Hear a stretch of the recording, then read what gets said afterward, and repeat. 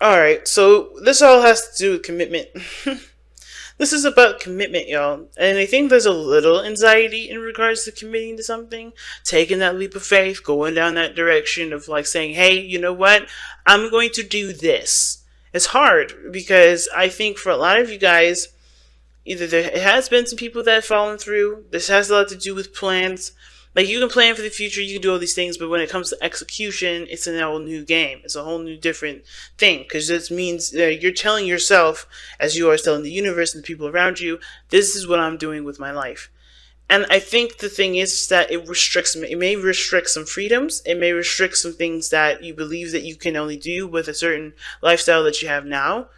But you don't have to ever do it that way. You know, the thing that I see in this reading that's really clear for me is that nothing is ever set in stone, nor is something ever set in a certain direction or a certain way. You don't have to do it that way. If you don't like how something is going, if you don't like how something, has been, so how the flow of your life is going, you can change it. Yes, there may be sacrifices to that, but even at the same time, you don't have to make such huge sacrifices that make you feel like you have to be, that you're stuck in a prison. You get what I'm saying? I see prisoner, like, oh my God, I'm stuck like this situation. And I don't think you have to do that. You always can adjust. You can move things around until it fits fits you to the way that you can agree with. Okay. And I think expressing yourself is the biggest part, right? Because I think the hard part is like, I think you guys may want to do the thing that you want to do, but at the same time, you don't really know what it is that's freaking you out the most about it. Or the situation is that it's just a little bit too hard of a conversation to have. Okay. Now, let's go ahead and start with this person here with the mindset. Now, the mind playing here with the Knight of Pentacles tells me that this person definitely sees that this relationship is definitely, work intensive, takes a lot of time to manifest and grow. However, this person is also approaching this relationship from a very cautionary perspective. They're very cautious about how they move forward. Okay. Now, this person could very well be a Virgo. Don't have to be though.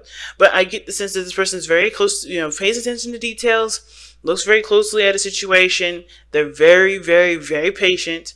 And it's mostly because they're also procrastinating and they don't really know what the hell they're looking at.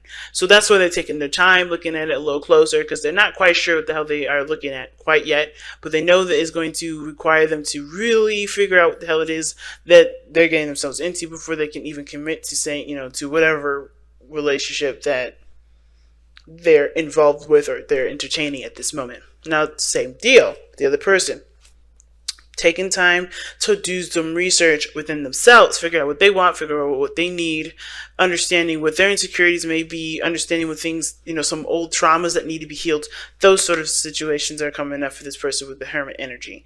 Now, considering the Hermit energy is coming up for this person in the mindset, this person is seeing this relationship as like, I don't think it's quite established yet. I don't think anybody's committed to the relationship quite yet. I think this person may be, but not even then, because I think this person's really committed to themselves and they understand that some things are going to have to change of their routine in order to integrate a relationship. But I feel like this person is also kind of seeing this time with this relationship, or this relationship is really like calling for them to look within themselves to figure out what is holding them back in the first place. What's really keeping them from taking this next step, or really, taking the time out to reflect on what they want, what their needs are, and kind of that direction. You know what I mean? And the reason why I say that is because the Fool is in their present, right? This person does show that they're open to new beginnings. It's taking a leap of faith. Okay, this person is definitely showing that. I don't think this person is deterred from taking a leap of faith, but this definitely, this relationship, opened the door for reflection. This person is taking the time now to really understand what they want, to figure out what they need, and really understanding what they've gone through and understanding them as a person from all the things that they've gone through, to be able to feel more confident in themselves to take that leap of faith. But I feel like, honestly, they're very confident in themselves anyway. Kind of been through a lot, like I said, but the situation is this, that they are not afraid to take the leap of faith. This person, a little bit leery. It's understandable. They've got some things in their spiritual plane that explains why. They've gone through some things where people may not have been very clear with them. It hasn't been very clear with them in relationships ever, really. This was one of those ones where they want to take it a little slower, take a little more time to really understand what they're really getting into. While this person is like, they know what they can handle, they know what they can't handle, and there's literally very little that they can't handle, and they're ready to go ahead and see what happens with this. The Chariot is definitely telling me that this person is ready to go. Okay? And they know that they are, they know that they can handle whatever comes at them because they have gotten the balance that they needed. They needed a balance, not of give and take, but they needed that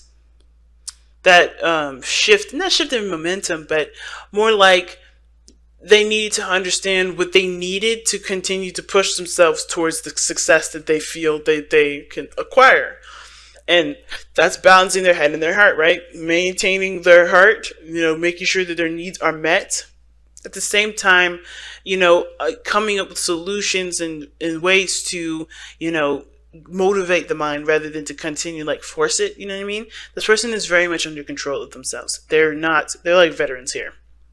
They're going at this in a very lighthearted and fresh way, but they're seasoned. Okay, so this person I don't know if this person has an age difference, because we have the Hierophant coming up here and against the Fool, and that could indicate someone that's has different maturity levels.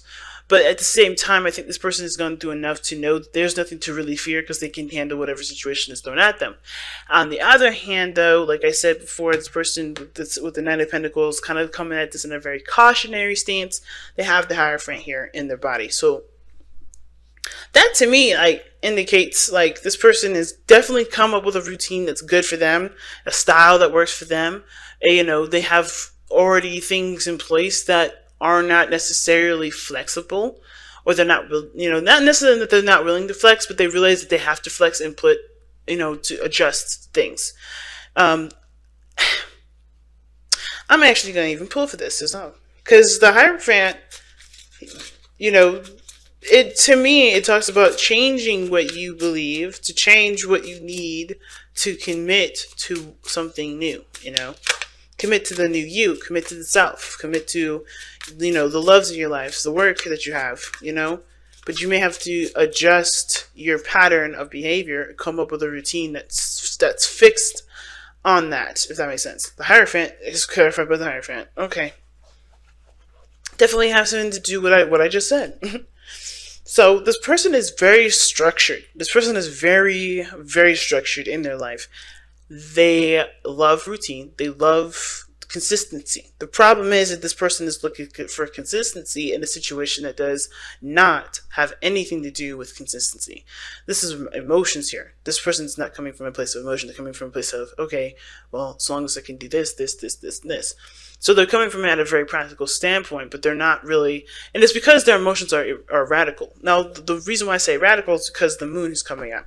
The moon is inconsistent, is uncertain, is, mysterious, and has a lot of things that are not necessarily, understandable. You know what I mean? Because whatever you see in the dark can be misconstrued as something else. Because it's not, it's not clear. There's no sunlight. There's nothing that, helps to illuminate the area around you to understand what you're looking at. So you have to trust your intuition. This person is using their structure of their life as well as their practical mind, patience, diligence, detail orientation.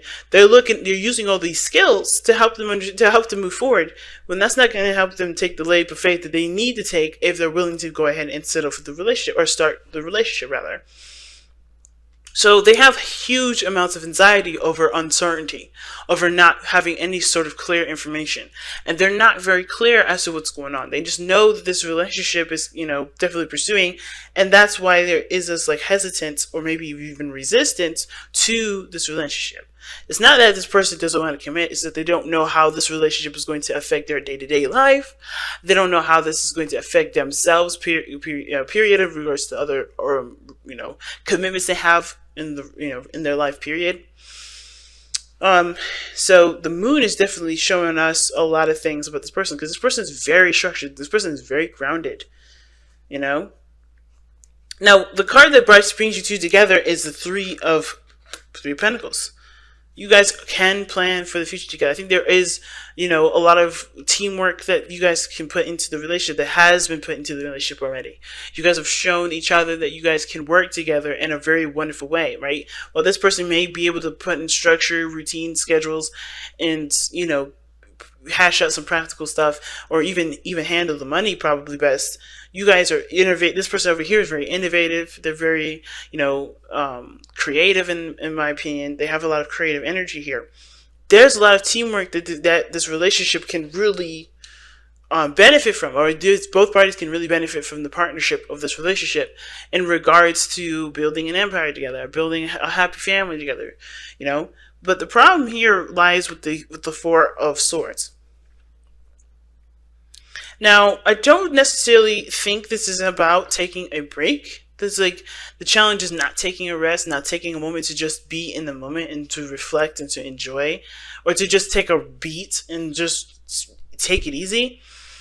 Now, I think it's more having to do with, with a break period. There has been either a separation between you two, some things where you guys had to kind of take some time out to understand for yourselves. And the problem is getting back together to continue to grow your relationship.